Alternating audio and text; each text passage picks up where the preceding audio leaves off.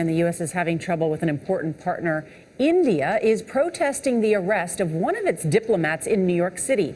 India's government claims the official was mistreated while in custody. Margaret Brennan is at the State Department. Margaret, good morning. Good morning to you, Nora, and to Charlie. Well, diplomats are often given a privileged status that makes them immune to prosecution under U.S. law. But the State Department says that in this case, that doesn't apply.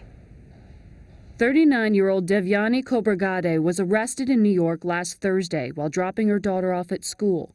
She was charged with paying her nanny less than minimum wage and committing visa fraud to get her into the country.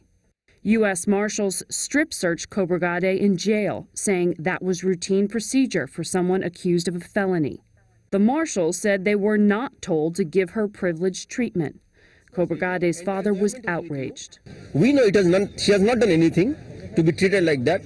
What was done are absolutely atrocious. The Indian government demanded answers from the U.S. ambassador and retaliated by removing security barriers from outside the U.S. embassy. They had been put up 2 years ago following threats of a possible attack. Several top Indian officials also refused to meet a visiting U.S. congressional delegation this week. State Department spokeswoman Marie Harf voiced concern. We take security very seriously, and we will continue to have conversations with the Indian government to make sure our facilities are properly secured. In a statement, Khobragade's lawyer denied all charges and said the prosecution represents a significant error in judgment and an embarrassing failure of U.S. international protocol. Jeff Smith, an Asia watcher at the American Foreign Policy Council, said Khobragade's treatment struck a nerve.